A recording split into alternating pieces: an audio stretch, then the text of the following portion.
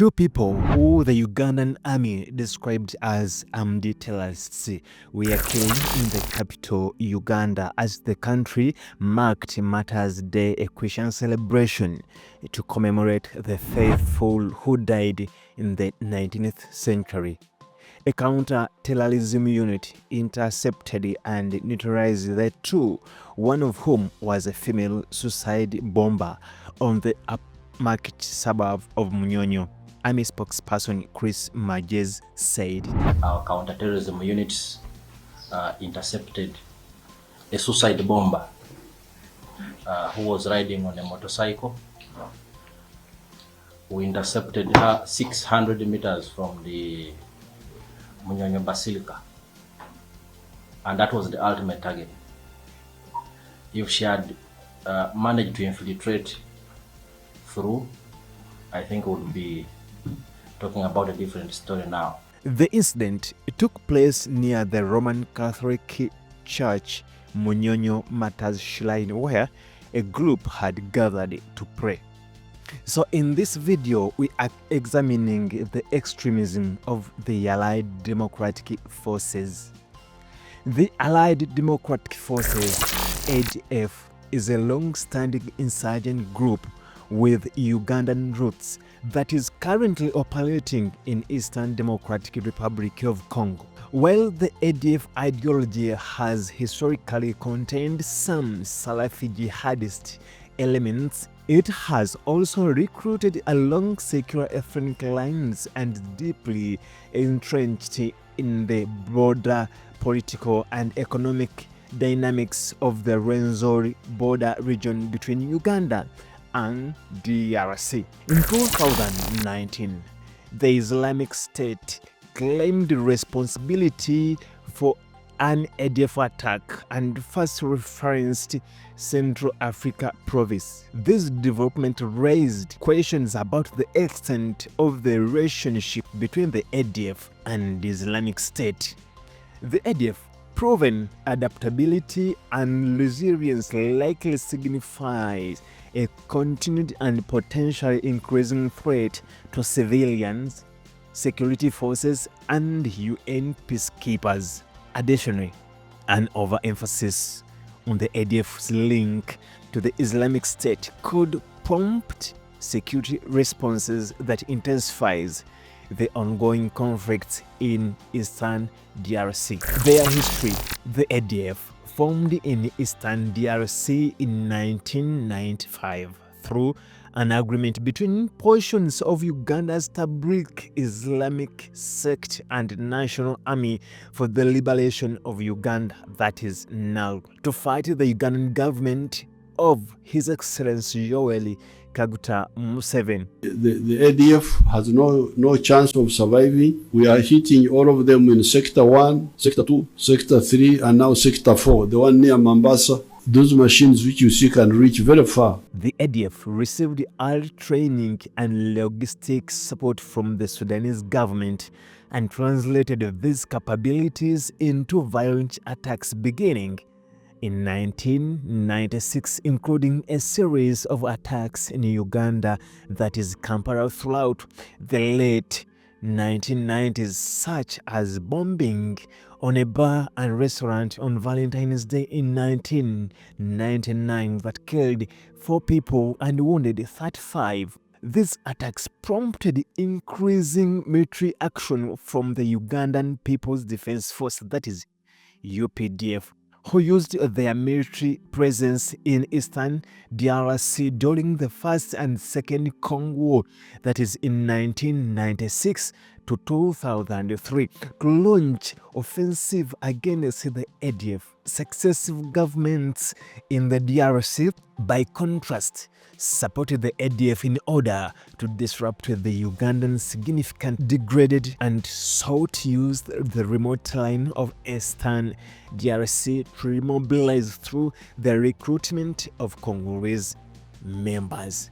Now, during this time, the ADF developed significant economic stakes in the trans-border Rwenzori economy, venturing into markets such as timber, gold mining, and agriculture. These activities not only deeply entrenched the ADF in broader political and economic dynamics in the area, such as a local black market and patronage systems, but also generated revenue and created economic interest for the ADF separate from its political objectives in Uganda.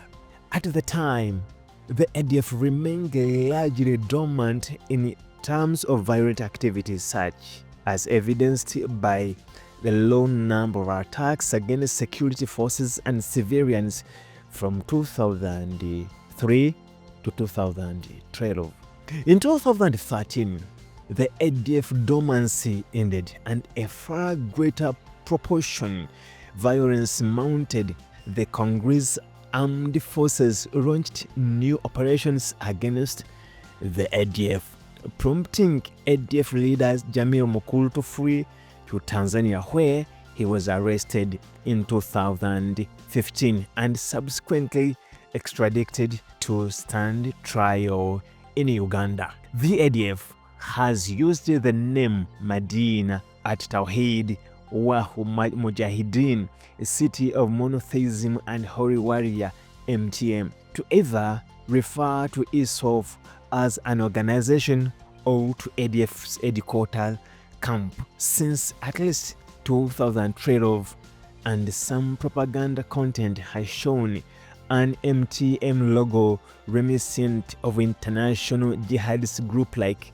Al-Qaeda. Of the Islamic State's central propaganda apparatus first referred to its Central African province in April 2019, taking credit for an assumed ADF attack in DRC. In March 2021, the U.S. Department of State designated the ADF rebel Islamic State of Iraq and Syria Democratic Republic of Congo in an accompanying press release as a foreign terrorist organization. The Department of State also individually designated Musa Baluku, the ADF's leader, under Executive Order 13224 in September 2020. Baluk stated in one propaganda video that the ADF had ceased to exist and had incorporated itself into the Islamic State's Central African province, marking ADF's most explicit attempt to align with Islamic State. Recent analysis contended that the ADF had split into multiple factions, with some members of the group rebuffing the ADF's allegiance to the Islamic State and rejecting Baluku's leadership. This is the ADF ideology. Aside from 1997 manifesto outlining the ADF's aim of overthrowing the Ugandan government, the group offered little early public detail about its broader political aims, earning them the label of a rebellion without cause. While Islamism had been a component of the ADF's ideological program since its inception, the centrality of Islamism has embedded and flowed, and it has historically been only one of several components animating ADF's ideology. For example, in the mid-1990s, the ADF had multiple components, one articulating the goal of creating an Islamic polity led by Jamil Mukulu, and the other fighting for Bakonjo self-determination in the form of an sovereign kingdom. Following the 2015 arrest of Mukulu, the ADF has released increasing amount of propaganda that reflects ideological alignment with the Islamic State. This includes an increased focus on efforts to kill non-Muslim civilians. Additionally, the Islamic State's propaganda apparatus has released multiple videos showing life inside ADF's camp, including celebration of Eid al-Adha within ADF camp. The organization enforces its own interpretation of Sharia law and also runs an Islamic banking system into which members are obligated to deposit their money.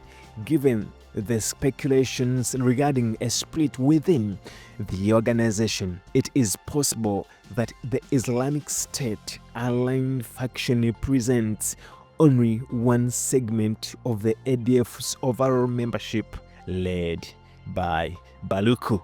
The organizational structure of the ADF is difficult to discern definitively. Previous analysis of the ADF that relied on interview with defectors noted that senior commanders tightly control information about the ADF, making pronouncements on the group's organizational character even more difficult. The organization is led by Musa Baluku, who served as a senior ADF Islamic legal official before consolidating power following Mukulu's 2015 arrest. The ADF's leadership also consists of individuals charged with specialized administrative functions, including military command, food supply, and finances. Additionally, Baluku leads a senior advisory council that unites the ADF's executive and judicial organs, on which he serves as the supreme judge. The size of the ADF has fluctuated significantly over time, often declining in response to military pressures applied against the group. The Congo Research Group estimates that ADF directed approximately 110 fighters in 2012 before diminishing to a few as 60 by 2014 and regaining strength roughly 200 to 300 in 2016. The nature and context of the ADF's link to the Islamic State's core structure continue to be a matter of debate. The U.S. State Department designated the ADF as a foreign terrorist organization in 2021 Paris March and labeled the group Islamic State of Iraq and Syria Democratic Republic of Congo ICCDRC, but did not provide extensive details on the nature of the relationship between ADF and the Islamic State. A June 2021 report from the UN group of experts on the DRC, meanwhile, could not substantiate direct support or command and control of the Islamic State in Iraq and relevant with respect to the ADF. The Islamic State's core propaganda apparatus regularly claim responsibility for attacks in the DRC. The UN group of experts on the DRC, however, has noted discrepancies in attack locations, times, and casualty numbers contained in such claims that raise questions about the depth of the relationship between the ADF and the Islamic State. While Islamic State propaganda refers to both the ADF insurgency and the Ansar al-Sunnah wa Jama insurgency in the northern Mozambique as a unitary Islamic State Central African province, and the two groups are operationally and geographically distinct, overemphasizing the ties between the ADF and the Islamic State could have unintended repercussion for civilians living the eastern DRC Congo by potentially stigmatizing the local Muslim community and fueling an ongoing cycle of community violence. As a result, better understanding the nature of the ties between the two groups is a critical precondition for reducing the threat the ADF poses to local population. Their tactics and targets. The exact extent and the nature of ADF's violence is difficult to determine because of the sheer complexity of the conflict landscape in the DRC, Eastern DRC.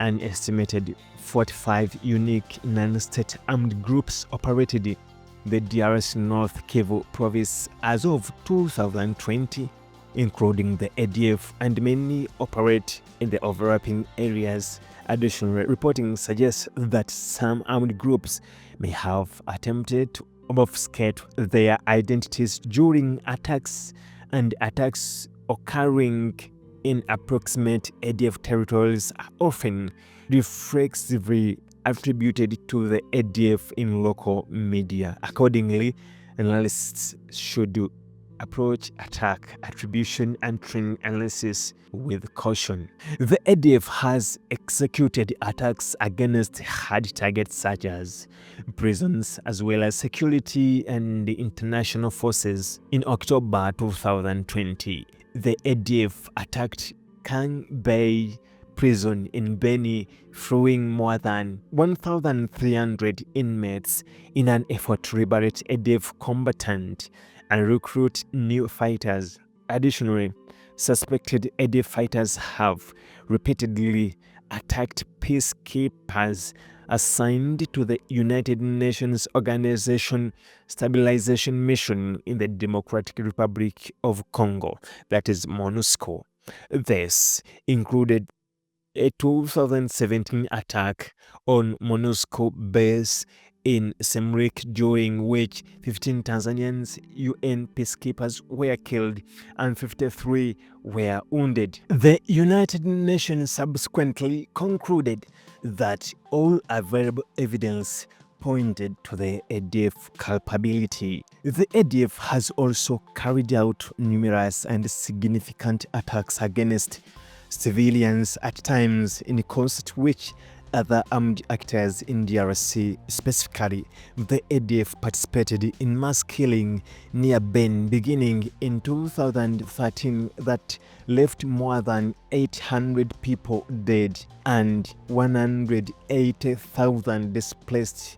However, these killings were likely initiated by another armed group in coordination with the ADF and others. More recently, the Islamic State claimed responsibilities for 2 bombings in Beni, including a suicide bombing that the group said was targeted at Christians in nearby Bar. These incidents are reflective of a broader increase in the use of improvised explosive devices by the ADF.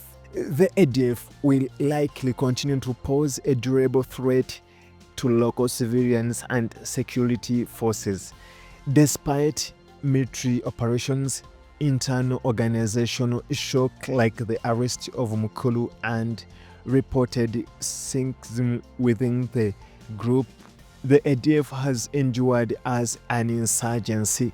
The group's political identity expands beyond Islamism and is intertwined with dynamics in the Rwenzori border region, allowing the ADF to operationalize both religious and non-religious issues for recruitment and attacks. Moreover, recent Congolese government effort to stem violence, like President Felix Tshisekedi's 2021 imposition of state of siege in Ituri and North Kivu provinces, have overly empowered the Congolese armed forces, an actor some view as a driver of the violence.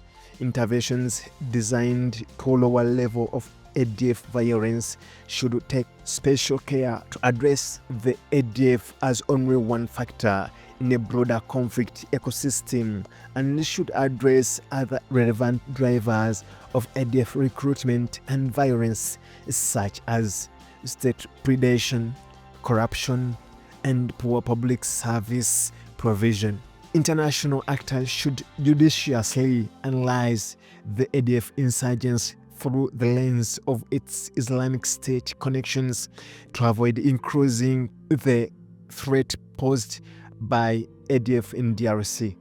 Sects of ADF have outlined their goal of creating an Islamic polity in Central Africa for more than 2 decades, solely focusing on the Islamic State's recent entrance to the frayed risks of obfuscating the dynamics of the much larger conflicts in eastern DRC, of which the ADF is but one component, and the ADF historical role. Moreover, states like Uganda have previously overstated the ADF's relationship with transnational Salafi jihadist network like Al-Qaeda in order to receive counter-terrorism assistance, and justifies a militarized posture that can both be directed internally or projected across the border into DRC.